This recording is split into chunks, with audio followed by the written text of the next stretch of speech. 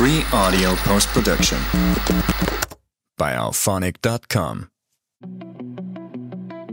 Bonjour les runners, bonjour les sportifs, bonjour au petit monde de la course à pied, c'est Seb et je vous retrouve pour un nouvel épisode du podcast À côté de mes pompes, épisode 304 aujourd'hui, et c'est une capsule L'œil du coach avec Bruno que vous allez retrouver pour un échange autour des courses à étapes. Comment enchaîner plusieurs jours de course sans être totalement cramé ou rôti. Alors, vous vous êtes peut-être déjà demandé comment vous entraîner efficacement pour ces courses à étapes. Vous le savez, ce sont des épreuves qui peuvent s'étaler sur plusieurs jours où l'on doit enchaîner les kilomètres, parfois dans le sable, parfois en montagne ou lors de défis personnels. Et c'est exactement la question proposée par Pierre, fidèle auditeur et Patreon du podcast, que je remercie pour nous l'avoir posée à moi et Bruno, et dont je vous laisse sans plus attendre en prendre connaissance. Bonjour Seb, bonjour Bruno, c'est Pierre. Ce soir, j'avais une petite question relative à la préparation de courses à étapes. Comment préparer ce genre d'épreuve? Est-ce qu'il faut préparer comme un marathon et on se dit qu'après on enchaîne le reste?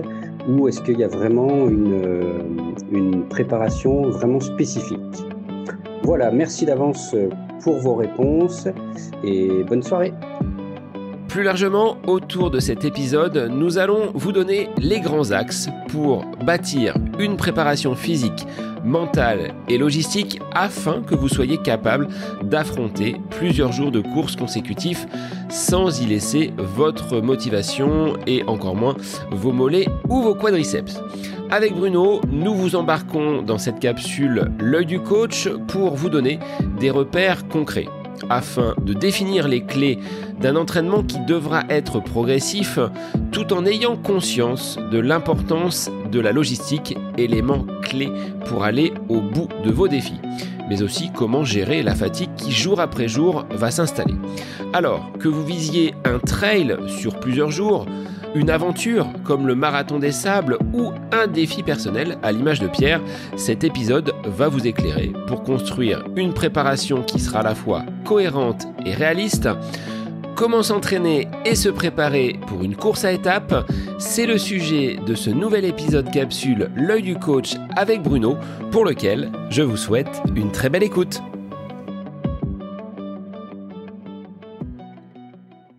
Bonjour Bruno, c'est un plaisir de te retrouver sur la capsule L'œil du coach sur le podcast À côté de mes pompes. Avec aujourd'hui, on va tenter de donner une réponse aux interrogations de Pierre, mais également aux auditeurs qui vont se lancer ou qui veulent se donner des défis sur ce que j'appellerais des courses à étapes, des épreuves qui vont durer plus d'une journée avec cet enchaînement.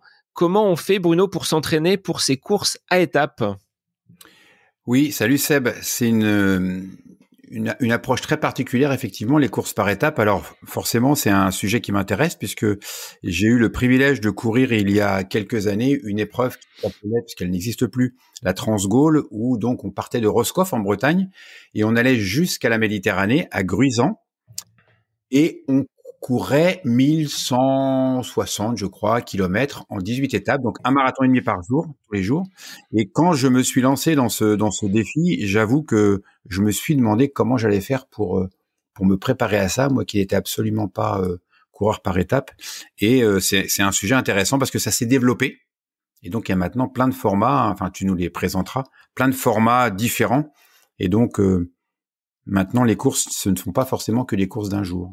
Au niveau de ces courses à étapes, je pense tout de suite au marathon des sables ou au half marathon des sables qui vont permettre à des coureurs d'enchaîner 3, 4, 5 jours de courses consécutifs dans des conditions qui plus est pas forcément simples. Là, on est dans le désert, il peut y avoir du sable, il peut y avoir la chaleur également. Donc là, il faut s'y préparer. Mais également à des trails qui proposent aujourd'hui, Bruno, des formats où une course peut être organisée le samedi et on a une deuxième épreuve le lendemain, donc le dimanche. Comment on va pouvoir enchaîner donc ces deux courses? Comment on peut enchaîner ces journées consécutives lorsque l'on est en bivouac, en trek comme au Marathon des Sables? Ou tout simplement, ce qui est le cas de Pierre, cette volonté de réaliser un défi avec un semi-marathon le samedi et un semi-marathon le dimanche. Alors sur le plan déjà des spécificités de la course à étapes, qu'est-ce que l'on peut dire, que ce soit des contraintes physiques, logistiques, mentales? Comment toi tu l'as abordé cette Transgoal qui était une nouveauté pour toi? Oui, exactement. C'était une grande nouveauté de se dire qu'il va falloir courir tous les jours. Donc, je n'apprendrai rien à personne en disant que courir tous les jours, c'est quelque chose qu'il est logique de faire à l'entraînement quand on le veut s'y préparer en compétition. Le principe de spécificité d'un entraînement, c'est quelque chose de très important. Donc, si je veux m'entraîner pour une course où je vais devoir courir tous les jours, je dois, à certains moments de mon programme d'entraînement, m'entraîner à courir tous les jours. C'est aussi simple que ça. Je pense que c'est quelque chose qui est d'une logique absolue. Sauf que après, mais peut-être qu'on détaillera, la différence, elle va se situer dans le contexte dans lequel se déroule la course. Le but de cette capsule, c'est pas de parler de moi, mais moi, sur la Transgoal, j'avais réglé le problème facilement sur la logistique puisque je m'étais entouré d'une équipe et que un camping-car me suivait, ce qui m'a permis de gérer, et c'est là où je veux en venir, une partie très importante des courses par étapes, peut-être pas aussi importante, mais parfois plus importante ou de même importance que la préparation physique, c'est la préparation logistique. Quand on va au Marathon des Sables, on va dormir sous une tente, on doit emmener sa nourriture puisqu'on est en autosuffisance.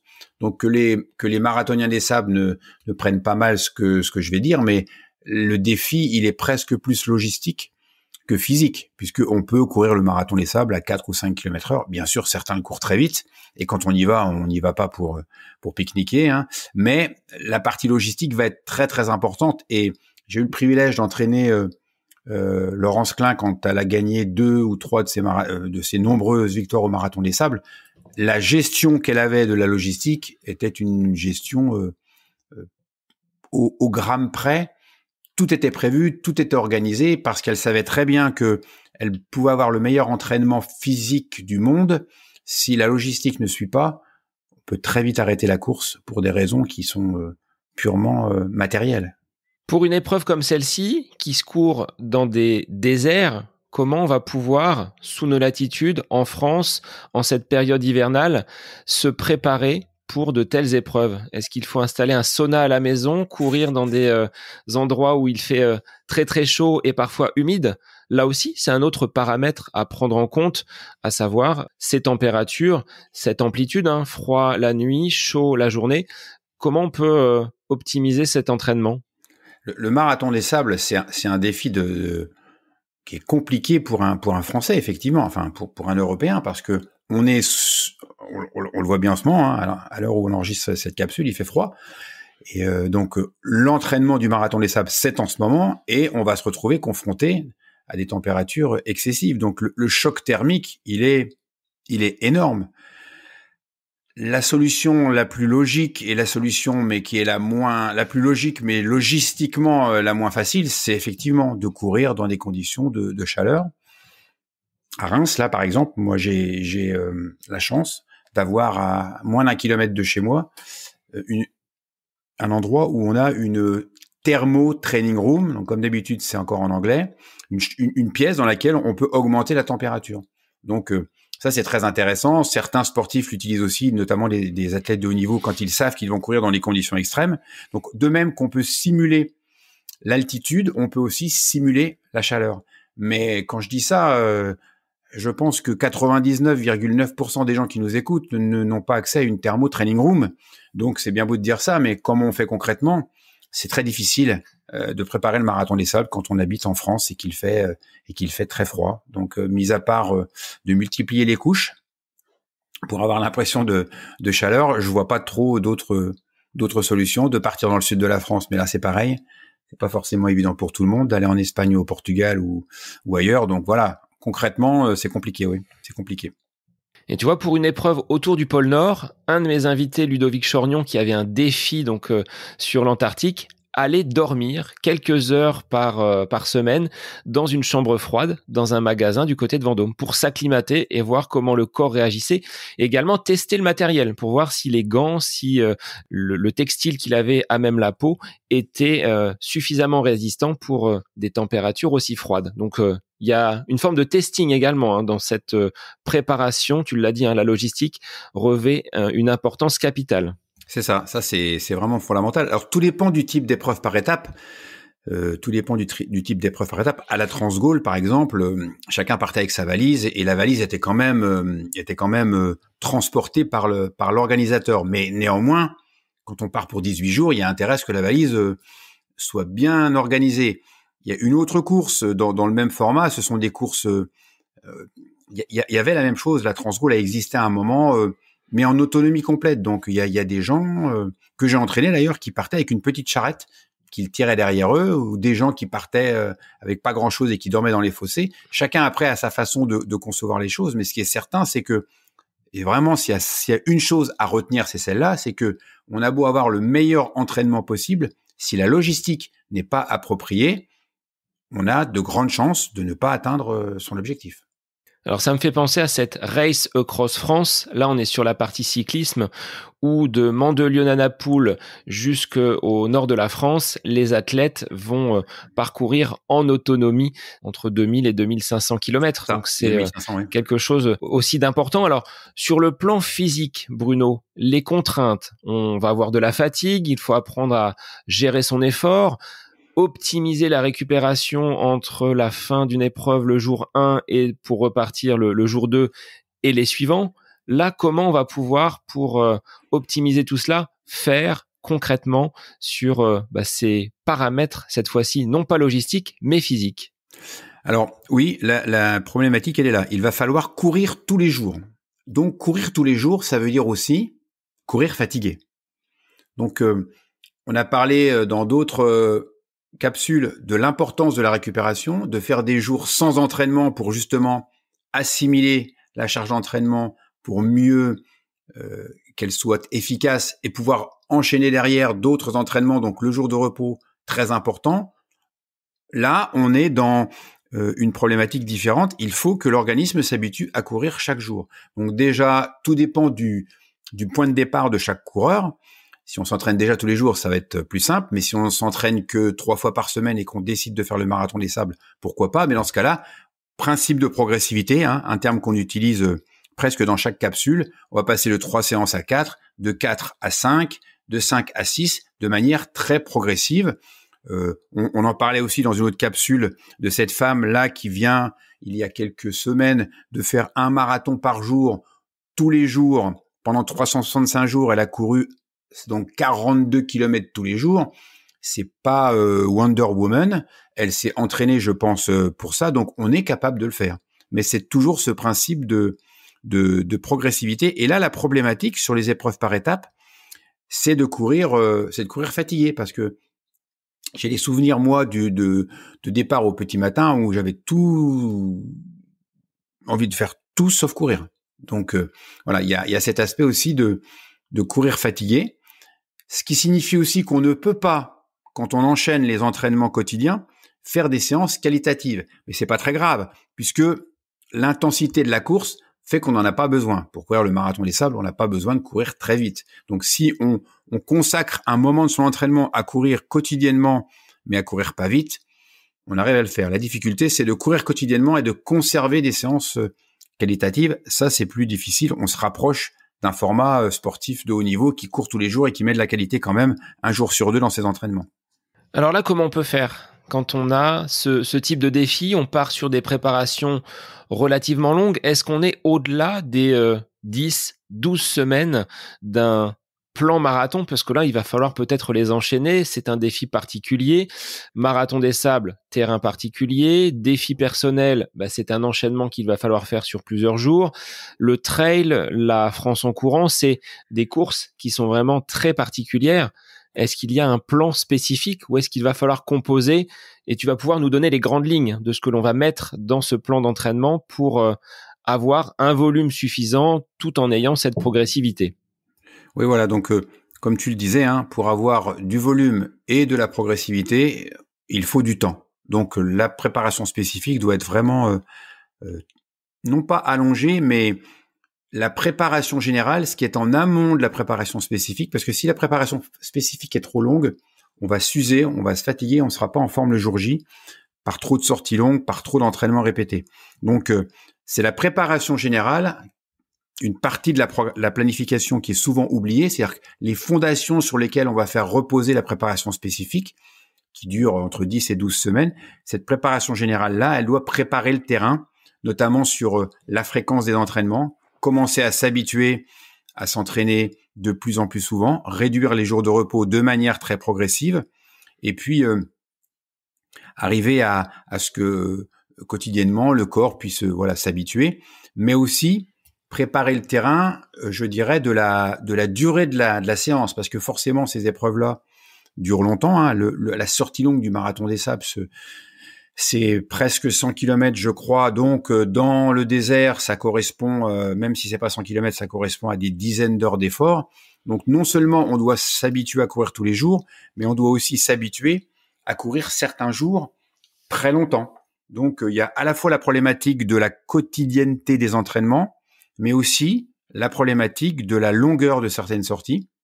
Donc, forcément, ce que tu disais, anticiper et commencer la préparation le plus tôt possible.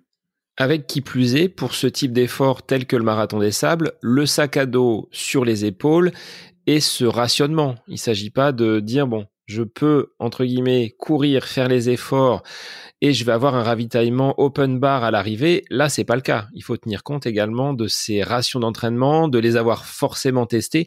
Mais courir avec un sac à dos, c'est pas courir librement comme on pourrait le faire sur nos séances. Donc là, il y a aussi ce besoin d'adaptabilité de l'entraînement avec ces différentes contraintes telles que le sac.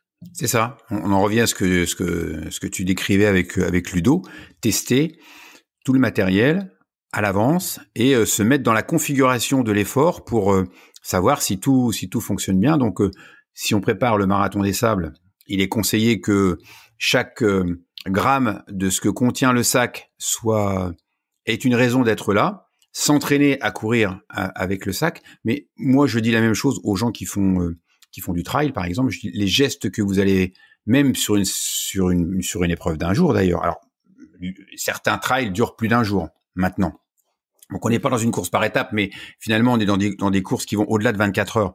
Le geste que vous allez que vous allez faire quand vous sortez vos bâtons, quand vous remettez vos bâtons, quand vous prenez votre boisson, tous ces gestes-là doivent être répétés pour qu'on puisse les faire les yeux fermés et de manière à épargner de l'énergie mentale qui va être à un moment une énergie qu'on va dépenser inutilement dans des efforts aussi longs. Donc oui, le sac à dos, on doit le connaître par cœur, on doit savoir ce qu'il y a dedans dans les moindres détails. Là, je pense à la personne que j'ai entraînée qui a fait la 1000 kills, donc une course de 1000 km, qui, elle, s'était dit, moi, j'ai pas envie de porter un sac à dos. Elle s'était fait une petite charrette très légère qu'elle portait derrière elle. Et donc, oui, cette petite charrette, avec ce qu'elle contient, avait évolué au fur et à mesure de la préparation, et les entraînements ont été faits avec. Donc, dans les moindres détails de la configuration qui sera la vôtre, il faut tester, il faut tout essayer. Et au niveau mental, tu l'as dit, 1000 km ou un marathon des sables ou la France en courant, comment on fait pour se préparer à ce type d'effort? Parce que c'est une montagne qui se présente devant nous. Est-ce qu'il y a aussi un entraînement sur cette préparation un petit peu psychologique, sur ce mental qui est aussi un des pans de la performance?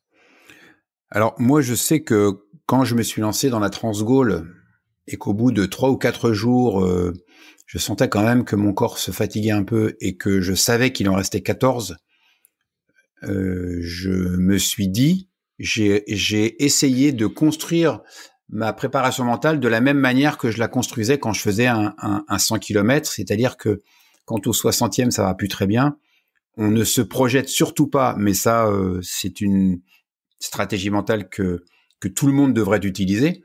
On ne se projette pas dans le but à atteindre, mais dans quelque chose d'à court terme, c'est-à-dire que je vais jusqu'au ravitaillement suivant et après on verra bien. À la 4e étape de la Transgaulle, je me suis pas dit Gruissant, c'est dans 14 jours, je vais jamais y arriver. Je me suis dit, ok, tu finis cette étape et demain, tu verras bien comment ça se passe. Au Marathon des Sables ou dans d'autres types d'épreuves, moi, je conseille aux gens de se focaliser sur un objectif réalisable à court terme. Et puis, une fois que celui-ci est réalisé, on passe au suivant. Mais au-delà des stratégies mentales propres aux épreuves par étapes, c'est quelque chose que l'on devrait utiliser au quotidien dans notre vie, pour notre travail, pour plein de choses. Je pense que ne pas se projeter dans quelque chose qu'on pense impossible à réaliser et séquencer par objectif intermédiaire, c'est à mon avis la meilleure manière de ne pas perdre pied et puis de réussir.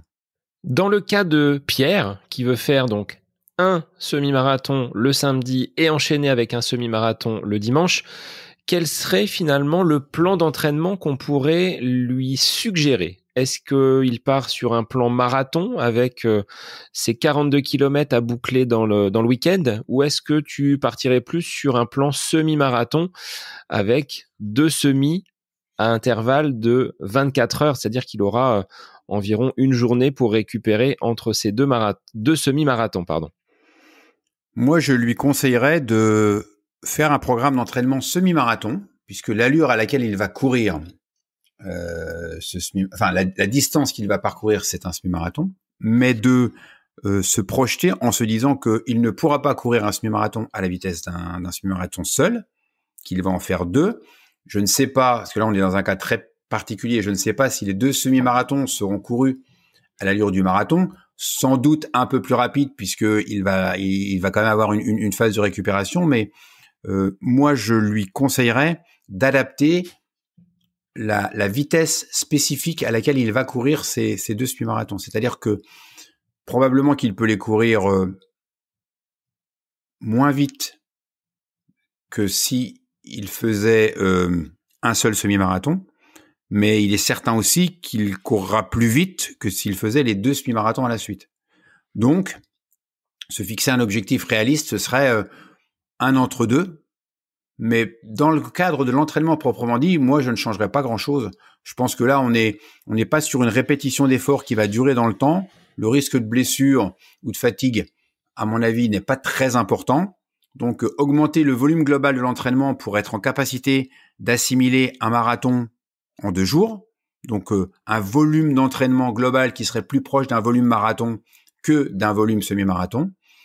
Je réfléchis en même temps que je parle, parce que c'est quand même un cas très, très particulier. Donc, un volume d'entraînement qui serait équivalent d'un marathon puisqu'il va falloir courir un marathon en 2 jours. Des intensités d'effort qui seraient plus proches en dessous de son élan marathon, mais au-dessus de son élan semi, puisque je pense qu'il va se situer entre les deux. Il pourra pas courir les 2 semis à la même vitesse qu'il fait un semi. Si c'est juste un objectif, on va dire personnel, peut-être qu'il peut courir ces 2 semis à la vitesse d'un marathon, et du coup, il peut s'entraîner comme un marathon. Là, on est vraiment sur un cas très particulier, donc c'est difficile de généraliser, mais voilà comment moi j'aborderais la chose. Pour ce type de course, que ce soit celle de Pierre ou pour d'autres coureurs, type trailer, on l'a évoqué également le Marathon des Sables, est-ce que ça passe par ce que on peut appeler des week-end chocs, c'est-à-dire des week-ends où on va avoir peut-être une doublette entre le samedi et le dimanche, un enchaînement où la récupération sera un petit peu pincée, avec peut-être une séance le samedi après-midi et on repart le dimanche matin, pour avoir ce terrain un petit peu de fatigue et permettre au corps de travailler sur des sensations qui ne sont pas aussi bonnes que quand on part frais sur une compétition ou une sortie. C'est ça, c'est exactement ça. Donc moi j'appelle ça un bloc week-end. Alors week-end choc c'est la même chose. Week-end choc c'est un terme qui est inventé par Guillaume Millet, qui est une référence en termes de physiologiste, de scientifique dans la course à pied. Qui fait d'ailleurs beaucoup de podcasts. Peut-être qu'un jour faudrait qu'on l'invite, et donc qui a inventé cette notion qui a formalisé cette notion de week-end choc. Alors c'est le mot choc, mais c'est la sémantique qui justement me choque un peu. Moi, je parle de bloc week-end, mais ça revient au même. En fait, l'idée, c'est de travailler sur la fatigue. Moi, c'est quelque chose que j'utilise dans l'entraînement de manière presque systématique, parce que quand on prépare des distances longues, le fait de faire une séance qualitative avant, donc le bloc week-end, séance de MA, où on est sur des intensités entre 80 et 85% de la VMA. C'est pas très intense, mais néanmoins. Et le lendemain, on va faire la séance spécifique. Alors, une séance allure marathon ou une séance allure 100 km ou une séance allure trail. Le fait d'avoir travaillé la veille sur des intensités moyennes et de courir le lendemain à la vitesse spécifique fait qu'on va être plus en capacité de se retrouver dans ce contexte si particulier du jour J. Et là, en l'occurrence, je pense que c'est vraiment intéressant dans le cadre des courses par étapes d'essayer de courir effectivement 2 jours de suite, pourquoi pas un jour où on va doubler. Donc on pourrait courir 3 fois en 2 jours, et même en fonction des individus, en fonction du temps qu'ils ont et de leur qualité physique, on peut aussi prévoir, puisque les intensités sont faibles, de le faire 4 fois, hein. 2 entraînements le samedi, 2 entraînements le dimanche. On avait déjà essayé ça avec Pascal Fétizon quand on a essayé de trouver les bons blocs week-end les plus pertinents. On avait essayé 2 fois, 3 fois, on avait essayé plein de solutions différentes pour savoir ce qui marchait le mieux. Donc oui, moi je recommande à ceux qui ont le temps de le faire, de pouvoir le faire. Mais moi, je pense toujours à la faisabilité et aux gens qui sont en train de nous écouter en se disant peut-être il est gentil lui, mais moi, si je vais m'entraîner 2 jours samedi, 2 jours dimanche, je rentre le dimanche soir et la valise est devant la porte. Donc, attention à tout ça. Et puis aussi la récupération et puis aussi le sommeil. Donc, d'un point de vue théorique, c'est à mon avis très intéressant. D'un point de vue pratique, c'est peut-être moins simple.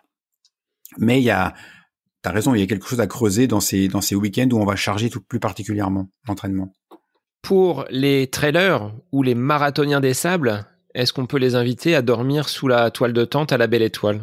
Ah ben oui, carrément. Je pense que c'est intéressant, hein, parce qu'il y a que dans ce contexte si particulier qu'on va être confronté aux réalités. Le trailer qui se dit moi, quoi qu'il arrive, de toute façon, je vais passer une nuit dehors.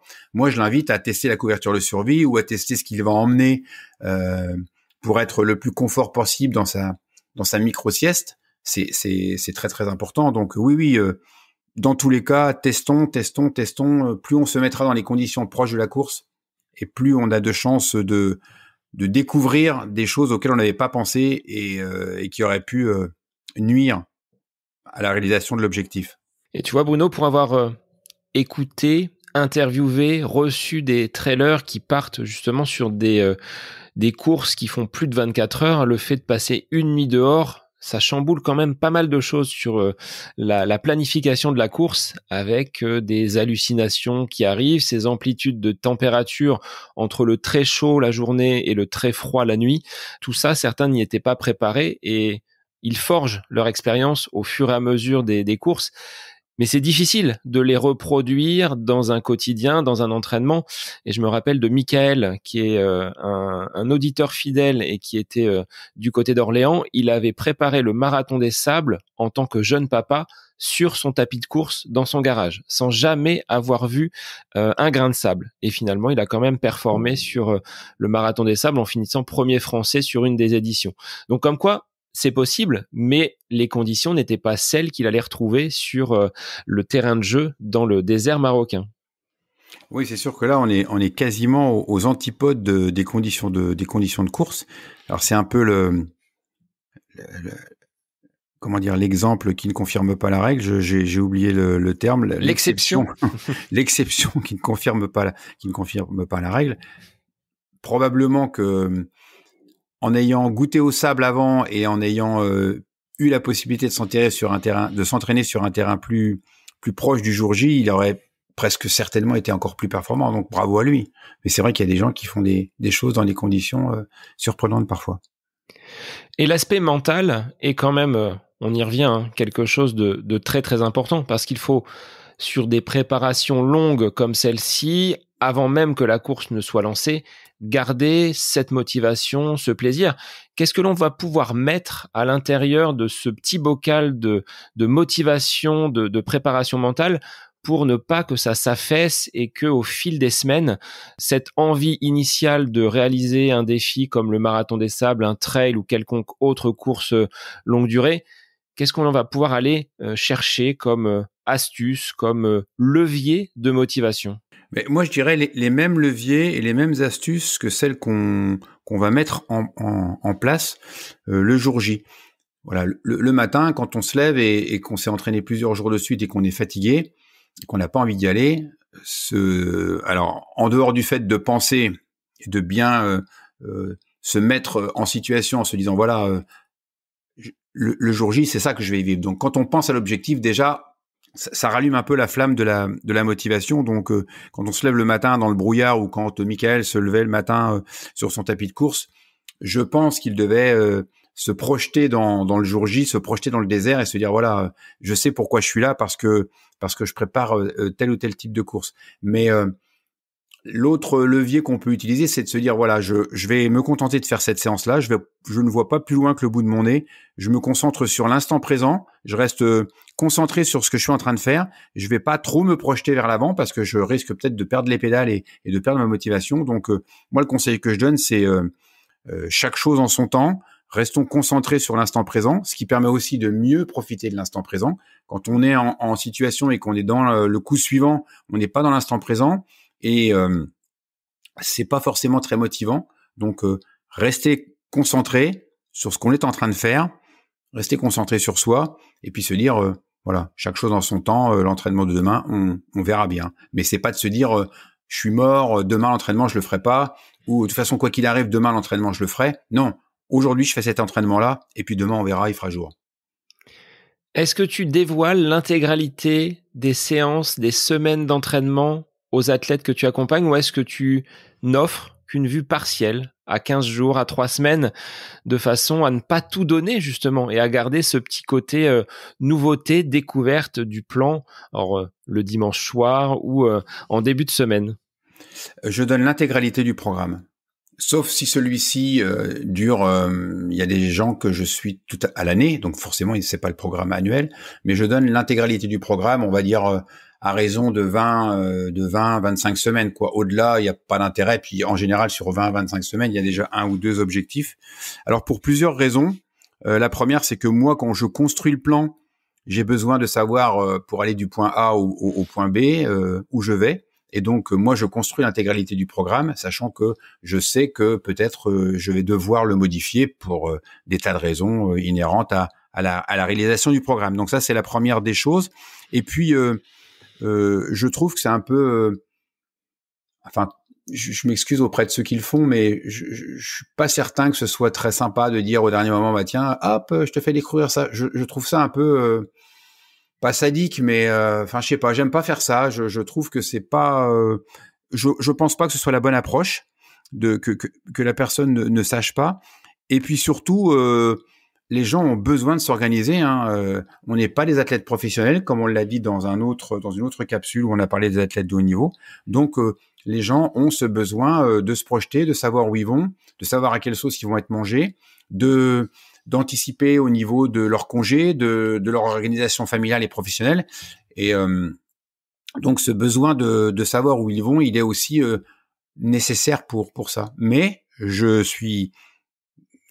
dois t'avouer que parfois, quand les programmes d'entraînement sont vus et que la personne fait 6 fois 4 minutes à 85% de la VMA, donc une séance de VMA, et qu'elle se dit « Ah, c'est pas si facile que ça », et qu'elle voit en fin de programme, elle va faire 3 fois 20, elle se dit soit j'y arriverai pas, soit Bruno il est fou, mais c'est vrai que souvent ça peut faire peur. Je suis d'accord avec ça, mais je suis pas certain que le cachet, ça règle le cachet du verbe cacher, hein, pas le cachet de la séance verre d'eau.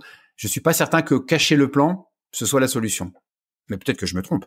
Alors après, c'est propre à chacun. Moi, j'ai des personnes qui me disent « J'aime bien être surpris et j'ai envie d'avoir une découverte du plan à J+15. Pas plus, parce que sans quoi, je vais déjà, comme tu l'as dit, me questionner, savoir ce que je vais faire, comment je vais pouvoir le faire. Donc, je pense qu'il faut s'adapter. On est sur de l'individualisation, de toute façon, par rapport à la planification. Alors, un aspect, Bruno, qu'on n'a pas abordé par rapport à ces courses à étapes, c'est le renforcement musculaire.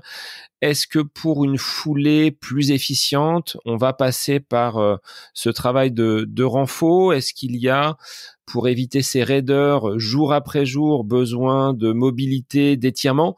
Est-ce que c'est quelque chose que tu as expérimenté, que tu mets en place pour ces courses un petit peu longue distance?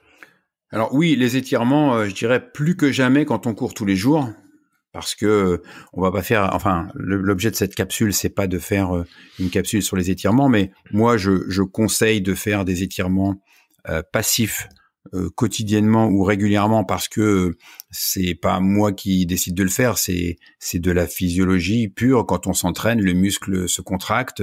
Avec la répétition des séances d'entraînement, il va perdre un peu d'amplitude. Donc l'idée, c'est de retrouver cette amplitude, de redonner au muscle sa configuration d'origine. Donc je pense que ça, c'est quelque chose qui doit être fait quotidiennement, et encore plus quand on s'entraîne tous les jours. Ça, c'est sur le plan des étirements. Pour moi, il y a pas de débat, et c'est quelque chose qui doit faire partie des routines. Après, l'autre point, je me rappelle plus ce que tu m'avais dit. Le renfort spécifique pour peut-être les mollets, les cuisses, la tonicité du pied, là dans un cadre d'efficience, pour être plus solide au fur et à mesure que les étapes vont se passer ou que les kilomètres vont défiler. Alors oui aussi, mais un renforcement qui pour moi doit être un renforcement naturel.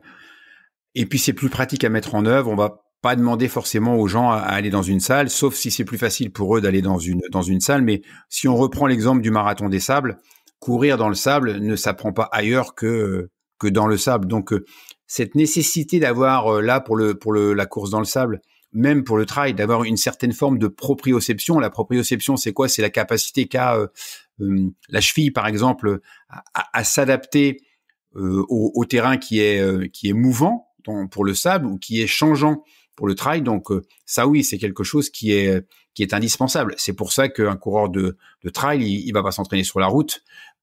Il va s'entraîner, en tout cas pour les sorties longues et en tout cas pour les séances de côte ou de descente, il va s'entraîner sur le terrain. Donc ce travail de renfort, de proprioception, il se fait de manière naturelle avec la répétition des exercices. Quand on fait 10 ou 15 fois une descente technique, on fait du renforcement au niveau des quadriceps, on fait du renforcement au niveau des mollets, on fait de la proprioception.